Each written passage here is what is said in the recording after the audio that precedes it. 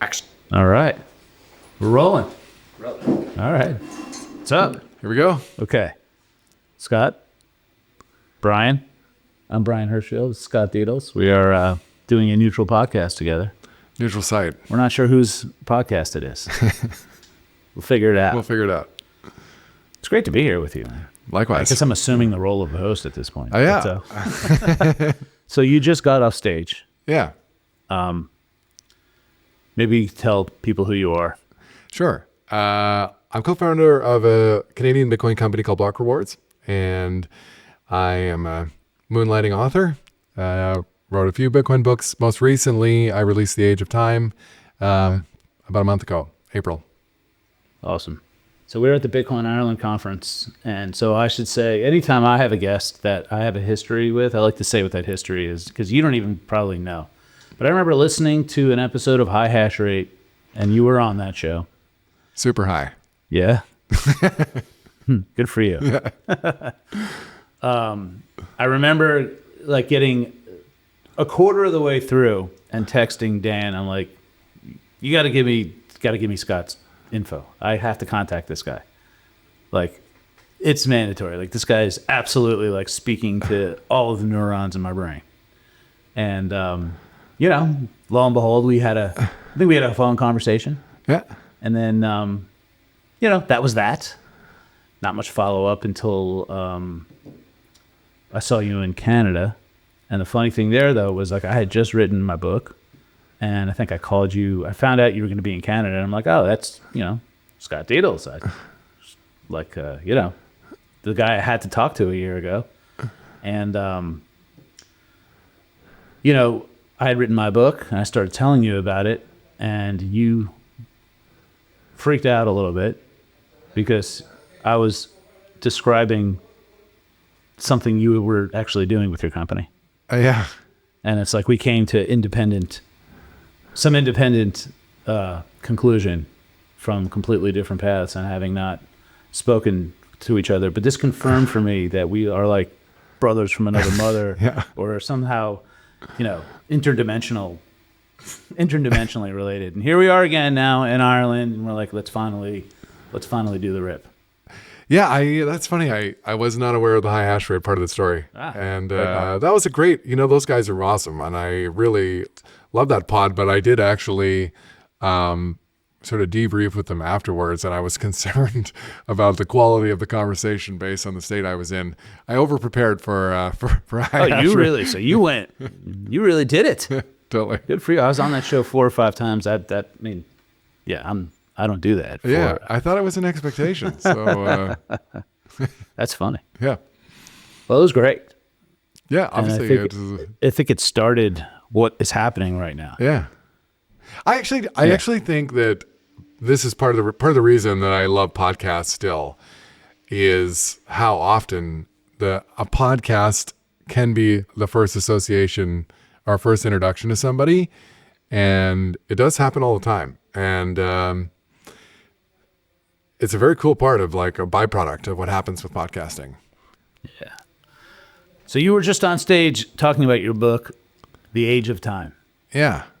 And I have not read that book. I have read your prior book, The Tao of Bitcoin. And that was what, you know, you really captured my imagination on that podcast episode. Thanks, man. With The Tao of Bitcoin. Yeah. I mean, and also, like, I think we just have other things in common. You have the same career.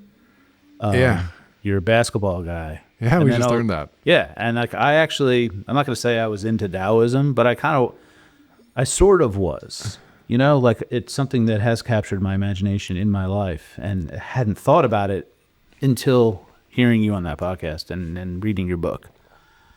So you did some things in your presentation that, I don't know, woke some things up for me. I have some thought-provoking comments. Great. That you might be interested in. We may as well just review it live. Yeah, hit me. Okay. So you have a concept about time that, like, once we invented this distinction called a minute, right? Once we invented a way to measure it, you're saying, you know, it was almost like an injury it certainly permanently altered humanity, and not necessarily in the best way, not in a good or a bad way. Just permanent. It was a permanent alteration that can never be gone back, and something was lost, right? And I think you lamented that something was lost, as though, that was with some sadness, Yeah. right? And it made me think of Taoism, about how when you name something, it almost ceases to exist. Yeah. All right. Did I do that good? Totally. Yeah. So what is interesting about the progression of the two books for me was that Tao of Bitcoin is my shot at describing what I think the non-sensory experience of Bitcoin and time preference is, which is a tool that enables people to have a greater inhabitants of the present moment, which is what Taoism is entirely about. And the more I thought about that idea as I was writing Tao Bitcoin, I just started wondering, like, what is the actual mechanism that's driving that experience? And that's really what Age of Time is about, because along my travels, and I inserted this section into the second edition that I did of Tao Bitcoin, I found an essay that was written in 1944 by a Canadian anarchist economist named George Woodcock called The Tyranny of the Clock. Tyranny of the Clock suggests that basically the mechanical clock not only became the dominant form of timekeeping, but essentially that once we started measuring minutes, they started measuring us. And because it's like the application of that tool became things like industrialization, which led to 16-hour workdays in Victorian England.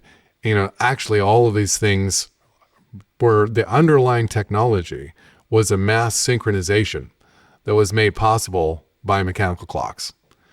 And it started with things like time zones that led to train schedules. The train was this invention that, I mentioned in the presentation, time enabled a scaling of agreement across a new, previously impossible distances. And when we then had the way to move things across those distances at speed that was previously unthought of, it's dangerous. Like if the trains aren't synchronized, you have deadly collisions. And so there, in the history of Britain and forcing the adoption of synchronized time, there was actually pockets of localities that resisted conforming to standard time because they wanted time sovereignty. But that's not possible when it's dangerous. And so in the name of safety, there's this forced centralization of the authority of timekeeping. This is wild, very familiar story. Right? Yeah. So the argument is basically, why I think time is interesting is because it's been going on a lot longer than money. And the money problem is more obvious for people. It's more frustrating for sure. But I think that the problem of time in the modern world is much bigger than the problem of money, because there are places in the world where the money is completely broken and they just don't have the time problem in the same way that we do. You can go to places like Nicaragua where they just kind of inhabit the present moment differently than we do. So we have become slaves to clocks, and that has accelerated with notification culture and the micro attention culture. So I think AI, why this is important and relevant right now is that the optimization of AI and social media creates it's this phenomenon on steroids. So it went a certain way, say for thousands of years until the pendulum was invented, and then for a few hundred years until, technology advanced. And now we've hit a point where it's like the end game of we're at ludicrous speed. And, it's just the bigger argument I think that I try to discuss is in Age of Time that consensus takes requires time. Meaning requires time. So for the human mind to form meaning, to create an opinion about something, you need to stew on it. You need to sit with it. And AI creates content, creates slop faster than we can create meaning. And if you want to scale that meaning beyond one mind to many, then more time is required. The more minds you want to include in that, the more time is needed. So what we actually have is a fundamental incompatibility with the way the human mind works, with the way the collective consciousness works, and with how we think about time and how we create meaning. Yeah, man. There's a lot there that I kind of want to react to. So first thought is like, in relation to Bitcoin, like Bitcoin is absolute. We say it's scarce, and people say it's scarce, but above everything else, Bitcoin is absolute. So one Bitcoin is absolutely one Bitcoin. A person born with a Bitcoin has a lifetime of one Bitcoin. And your ownership is absolute. The properties that you experience from Bitcoin are absolute. And I think that maybe time is not supposed to be absolute, right? Time is supposed to be relative. You're born with everyone's born with an amount of time they don't even know. You're not supposed to know what it is. That's a feature. You don't know how long you have. You know it does end at some point, but it's not. It's far from absolute, and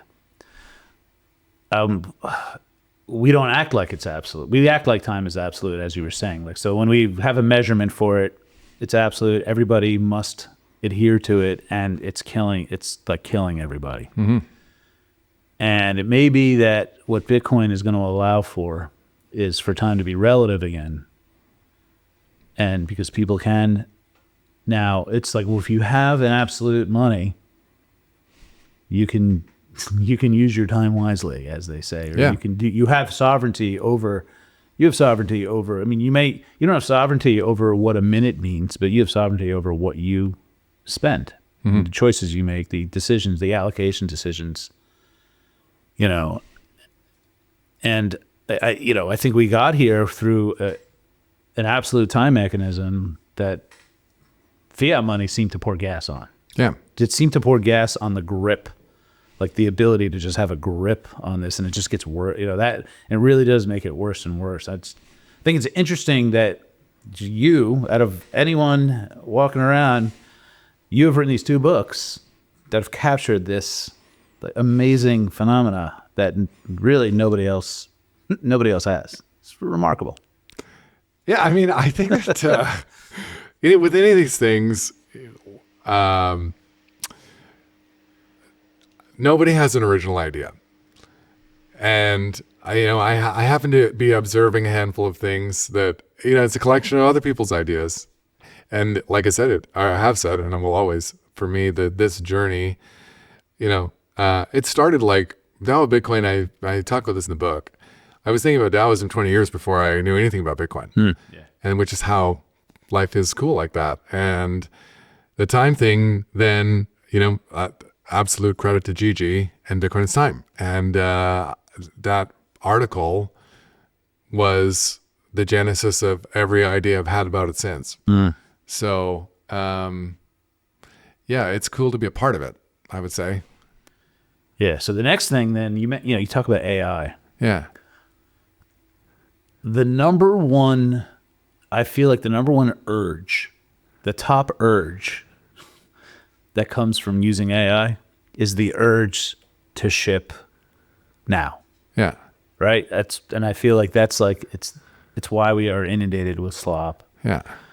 But I feel it. Like when I make something, I want to ship it. Yeah. I'm like, oh, I have the thing now. I really want to ship it. And it takes like every bit of strength I have to not do so. Yeah.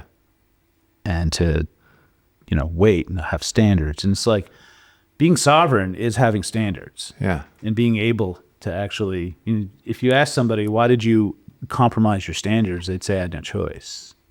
Right? Yeah. So like being sovereign is actually being able to have standards. It's the time is what gets in the way of, being sovereign with your AI and adhering to your standard of quality. Mm-hmm. And I think over time, when I say over time, it's like the last 6 months as I've been engaged with it, the muscle has grown, right? Much more aware of like, okay. But I saw this in my professional life. Like in my professional life, if an employee gave me a decent looking deck, I just want to ship it. It's like there's no point in, iterating over this a billion times, right? It's the same urge, right? Yeah. And it's interesting that I do think the fiat world makes that urge very strong. Yeah. Right. So it just penalizes use of time in just a very like severe way. Yeah. Right. And then we just end up with a bunch of low quality slop. Yeah. What's interesting about it to me is the origins of our sense that time is consumed actually go back thousands of years. And I talk about this in the book, but the early conceptions of Saturn as the god of time is the myth of Saturn eating his own children, basically so it can consume the future. And I think that, the Western conception of these ideas, it's a chain of knowledge that progressed then through to Descartes and and modern thinkers like Woodcock. And we're part of that. It's like, and yeah, so we now we're in this place in time where the tip of time's arrow is like consume everything. Consume yes. immediately. Yes, that resonates with inflation and all that, right? Is that why you were wearing a Saturn shirt, by the way? Yeah. Is that the significance? Yeah. All right. It's Yeah. like, this guy really likes Saturn, the car company. Right? Yeah. All right. It's cool. I get it now. Now, if you know, you know. Yeah. Now I know. Yeah. So the image on the front of the book, the center of the cube is the black cube, and the black cube of Saturn has been like an ongoing symbolic aspect of Saturn mythology. Wild. Yeah.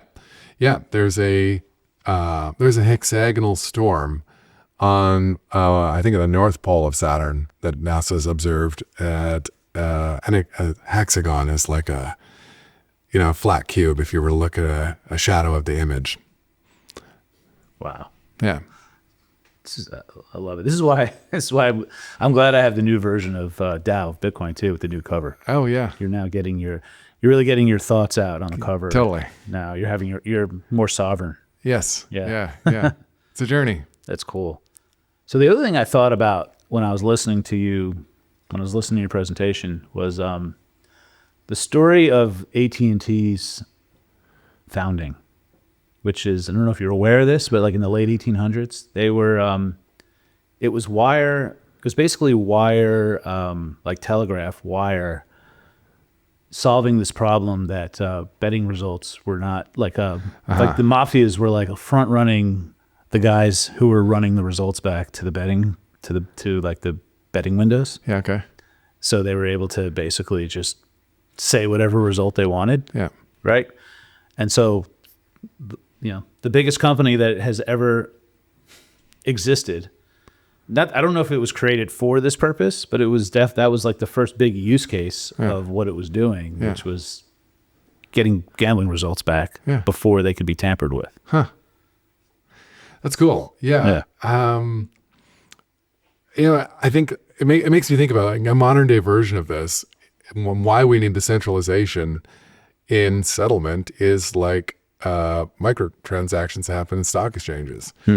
And so part of the issue there is in the convention of one system, it's a race to be first, and the authority happens on who's first.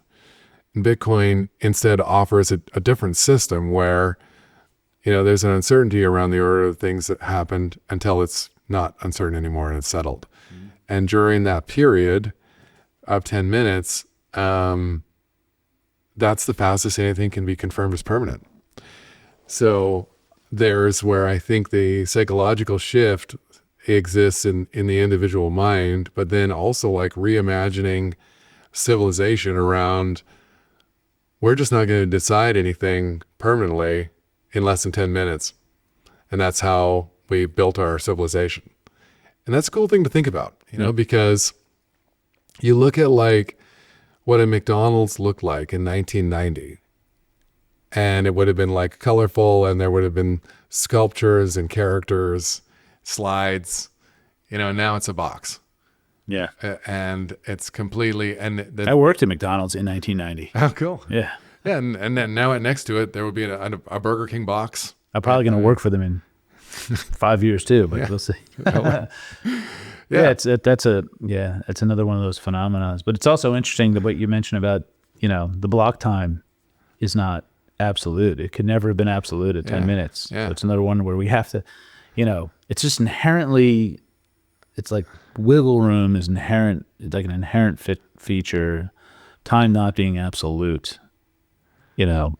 It's interesting. Totally. If you just, a simple way to think about it, I think like if I told you it was going to take 20 blocks to do something and this is what it was going to cost, that's probably a way more sensible way to think about an estimate than to say like, I'll have this done in a month. Like it just is. Like, and I'm sorry for anyone who's listening. I didn't convert that right. I get that 20 blocks is not a month. It's, again, in the book, what I'm interested in like history and civilization and culture, and the clock was adopted. So there was a multi-thousand-year period before where we successfully organized ourselves just fine and did incredible things. Like the early civilization accomplished all kinds of stuff without minutes. So how did they do it? Exactly. How in the world did they meet for the Continental Congress without knowing what time to be there? Yeah. Right? How in the world did they do that? They did. They did. Right? So, yeah. So how'd they build the pyramids? Yeah. If we built them. So it's like things can be done a lot of different ways. And this is my fundamental, like, if you believe in Bitcoin, you have to, on some level, believe that it's possible that we can have a different idea about the way money works. And it should be possible that everything should be on the table. If you believe that we can actually move to a completely different idea of what money is, that's a pretty big one. Like money is a fundamental organizing technology in civilization. And if we can completely change that, then what couldn't we change? When you said that, my thought was, I don't know if Bitcoin is fundamentally changing how money works. I wonder if we already have an idea of how it works, and then we all just learned that it was bunk and bogus, and Bitcoin is like just restoring us to what we thought it was. Like, I think a lot of us were shocked to find out there's no money backing banks, right? Yeah. They print it? What? I mean, I'm old enough to have been told money doesn't grow on trees. Yeah. Right. And so, I had a sense of how money worked. And I think Bitcoin may have restored that sense to actually give me the sense it's possible for that to be realized. So I don't know, I don't know if I'm splitting a hair here or, because I think the reality is we know that in the way things go now and the way power works in the world, it ain't never going to be like that unless there's a forcing function, to move it there. And maybe and maybe what I'm thinking is some, Taoist trap of thinking I know. And right. But at the very least, I do think Bitcoin at least restores it to some sense of maybe we are endowed with some sense of how the resources, how it's supposed to be fair, right? Mm-hmm. And maybe that sense will limit us, and we probably should consider dreaming bigger, maybe. So I mean, I don't know either, but I wonder,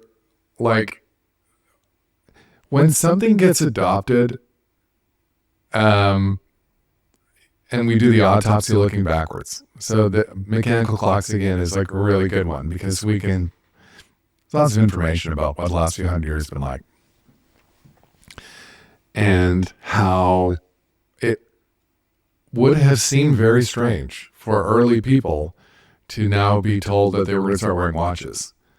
And this it was a coordination tool, but it was a status symbol. And clock towers started appearing in city-states in Europe. And that tower all of a sudden became the authority of everything started to organize itself around this, a reduction of a representation of an idea. So is Big Ben is like a dystopian? Yeah. Is it like a big dystopian monolith? Yeah, totally. Type? Yeah, that's interesting. Yeah. It started in Italy. Like the Italian city-states had the first clocks. Yeah. And so that idea was like ingested and then became like kind of unconscious.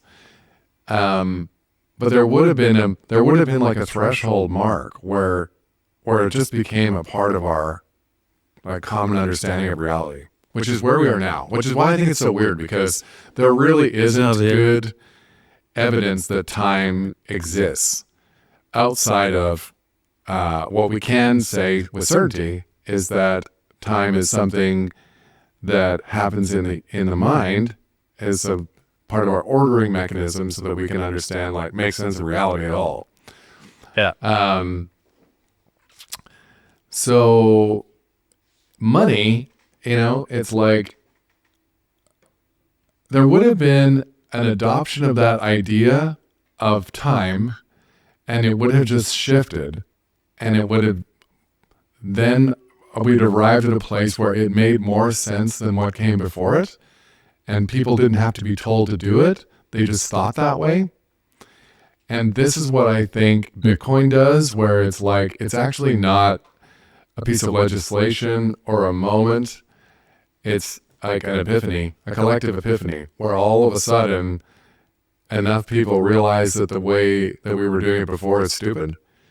And once that is crossed, you actually just can't.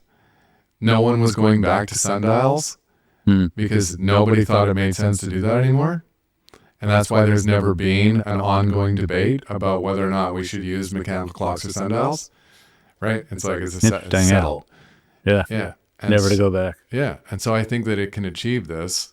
We got music before clocks, right? Yeah. So like we got, music is a function of time. Yeah. And without time, it doesn't sound like music. Yeah. Right.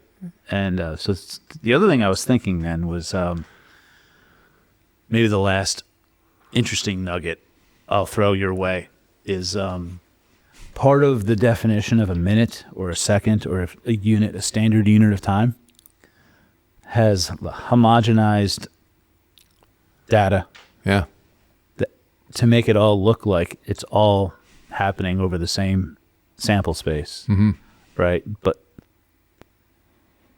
And it's a bit of a trick to maybe push scientific notions onto us that aren't necessarily true, but they're studied over time periods, over time series that may or may not reflect the same sample, right? But like this notion that 1 second is the same, every second is fungible for your outcome space in a regression, maybe with some seasonality or if you want to get nitpicky about it. But that, I think, has poisoned the minds of human beings as well. And like the ability that we actually can model most things is a function of this unitization. Yeah. And we can model some things, but we can't model most things. Yeah. Right? Yeah. Yeah. I mean, and like it is just absolutely true to say that the subjective experience of time, seconds are not uniform, minutes are not uniform. Depends on what's happening in your life. A minute can feel like an hour. So true. Right? In lots of different ways. Everybody knows this, right? Yeah. It's like everybody would agree with that. I would assume, right? Yeah. Yeah. And, I also think that like the standardization of these units produces all this, I call it ambient anxiety, because of like we're chopping the experience up into these things that should fit into a uniform experience that don't. I guess it's what we're really doing is shoehorning the human mind's experience of reality into a base reduction of a notion. And because before that happened, we would have just actually related to life in a totally different way. The urgency that we experience now would seem totally absurd. It would be technologically impossible. And so how people organize themselves and the output of that organization was totally different. Like they were living in a different simulation. It has life. I feel like this unitization, this time standardization removes life. Yeah. And I heard this explanation in 2020 from some medical influencer that like the Agenda 2030 people, what they want human beings to be like quartz. Right? They want them to be perfectly measurable, steady state, modelable, right? And that is, well, that's what they want, but that is without, like, we're not quartz, right? We're not perfect little, the imperfections are what, like, our expression of life. And that's also true in all of the best art and music is when, you have some imperfections, you're not in perfect time. Right? It's interesting. So this is the battle we're in now, right? We're in this battle to, time is some type of unit in this battle to retain ourselves as living beings. And we don't even understand for the most part that battle is happening. And this is why I wrote the book. As I said, it's under-examined compared to the problem of money for sure. But, time, this unnatural way of thinking about time in a shared way is responsible for, like, our cities are actually built for time. They're not built for people. Like, American cities are actually built for cars. And that's why you can't walk anywhere. Like, the design consideration is for moving cars. And, office buildings, rectilinear spaces are calculations based on ROI and optimization, right? These are buildings are built for time. They're not built with people in mind. And ROI, the R is always relative to the base unit. So we then conceive of this built environment together, and then we inhabit it, and it's a feedback loop where the more we think this way, the more we think this way. And it confirms itself. And where that is going, which has accelerated, is this really disturbing place where autonomy of our time is totally gone. So we talked a little bit, I think we were having breakfast yesterday, talked a little bit about the Agenda 2030. Or whatever whatever the globalists are doing, and that they accelerated their agenda because maybe they're running behind, and they did some things that were very costly because are these like things like evidence that we're hitting the breaking point? Like, maybe are we hitting breaking point with all of this? And like, did we get evidence in 2020 and 2021, not just with the coordination of what happened with COVID, but with also what was the other thing we talked about? That it was there was just a massive skinning, from which they used to just shear the sheep. And but their timeline was, it seemed like this is the agreement in the world, that their timeline, it was accelerated. And they felt like they had to make an extreme move. Climate was the other one, right? And they just all went too far. But this is like evidence that this time thing's unsustainable, and this is one of those seams that are breaking. We're seeing that, right? And I wonder if it's a race to either accept the end state of the micromanagement system, like the architecture of time slavery, or enough of us have that like wake up moment where we start thinking it a different way, and maybe bumping up the urgency of that had to do with a chance that if it was delayed, it might not go the way that was planned. I don't know. Oh, okay. So here's a question. Do you know when the word time was created? Good question. So Plato was writing about time, and and this is a cool observation and a waypoint in how we have changed our thinking about the idea, is that there were different words. In Plato's Greece, there was human time, the time that happens for people. And then there's, the time of like the moving bodies in the heavens. And those things were actually thought of as separate. And so they had more than one word for time. So even that. As Satoshi does. Yeah. Right? So but in the general lexicon of like modernity, we have one word for time, and which aptly describes how we try to convey the notion of time, in that what we want to do with physics is define a certain thing, and we also want that thing to correspond to the individual personal lived experience. And I actually think that like it's that those two things are not the same, and forcing them to be a single unified thing is maybe the origin of the cognitive dissonance that we all wrestle with, trying to understand. So I actually think that like this thing with the built environment is a type of mania that none of us understand. We're repetitively producing boxes as some sort of like error code that happens from us paying attention to the clock face is a wheel without a reference point. It just endlessly turns. And it makes me think of like, I didn't talk about this in the book. I talked about a lot of movies in the book. One I wish I had talked about and didn't is the first Conan movie with Arnold Schwarzenegger. As he comes of age, pushing the wheel of pain. And it's just like this giant tree that he moves in a circle for like 20 years. And it's like, that's a symbol for all of us. And what this is, really like pushing the wheel.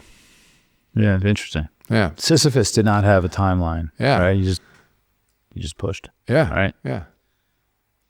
Do you think you're going to get sick of the word time in the near future? The hardest part is trying to find different words to use instead. Yeah. And that was probably 40% of the work involved with the book. It was just you might probably thumbing through a thesaurus. You're going to invent a couple of new words for sure if you want to keep doing these podcasts. I would love to live in a world where we had more than one word again. I think it's like there's a whole other interesting topic I've seen online about how words are disappearing from the English language, and the power of when words go extinct, how we lose the ability to even think about the idea.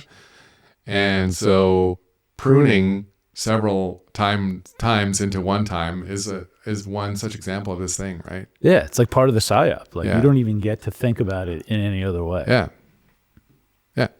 Yeah, and we're not going to add anything more than just going to give you the sound called time. I mean, and like time conditioning happens. It's one of the first things that happens to young people, right? You go to school, and one of the most important things that happens at school is like time conditioning. Mm-hmm. Yeah. I mean, it does have a lot to do with being a winner in the world, right? I mean, as much as it is a trap, as much as it is disempowering, you'd be hard pressed to think of a winner who is late to everything and doesn't care. I mean, it's time is the chief ingredient in industrial society. Yeah, I was just going to say Donald Trump is that guy. I remember at the Bitcoin conference in 2024, we waited like 2 hours and the whole conference shut down basically. Yeah. Because everybody was waiting, and everyone's like, "Oh, he's always an hour late," but he was like 2 hours late on this one. What a way to have a reputation when when you're sort of a winner Yeah. And yet you can still have a reputation for being an hour late to everything. Yeah. So maybe he seems to be the exception to everything. He is the exception to everything. You know? But yeah, it's like it's probably my number one like parental value for being a winner that I've had to instill into my kids. Totally. Now I'm feeling bad about it. I mean, I'm super punctual too. I had that drilled into me when I was young. And because it is somebody else's resource and you do want to value it and respect it. It's almost now it becomes an ethical. But I mean, like all of that, like time, self-policing around time is something that was made possible by the minute. And before it, that just wouldn't have existed. Yeah, I'll get there when I get there. Alien. Yeah, I mean, like, if you were to find, traditional peoples living in the Amazon, like they would have the same reaction trying to even just comprehend what we're even talking about right now. My wife is from Ecuador. Okay. And we have very different lived experiences. She is more of an I'll get there when I get there type. Yeah. And like we've had so many fights in 25 years just about me needing to be on time for things and showing the people we're meeting that we respect them. Yeah. And just because there is a cultural difference. Yeah. With my wife, and she's just like, why is it such a big deal? Yeah. Like that alone was nearly an intractable issue in our relationship for some time. Yeah. It's pretty funny. Totally. Yeah. Cultural. This is the thing is, time isn't even, I mean, it's totally cultural. It's regional. Yeah. They were late for our wedding. Her whole family was just like, Yeah. we're getting there. It's going to be fun. They were supposed to be here like 3 hours early to take pictures, and like my wife of all the people was just like, I have to get ready. It takes as long as it does. I'm not taking any pictures until I'm ready. And yeah, she showed up like 2.5 to 3 hours late. It's like it's always been an issue. Huh. Like that. I could go on this, but yeah, it's just funny. It's funny how you like these little cracks do show up. Yeah. But also you do kind of want to respect people's, you want to show that you respect people's time. Yeah. Everyone has to be in that agreement or everybody has to agree that it doesn't matter. Yeah. Right. Yeah. Yeah. As you were 10 minutes late for your talk today. That's right. Right. Not your fault. Yeah. Right. All right. Well, maybe we should wrap it there. We're out of time. Yeah, we are. Good place to cut it. Yeah.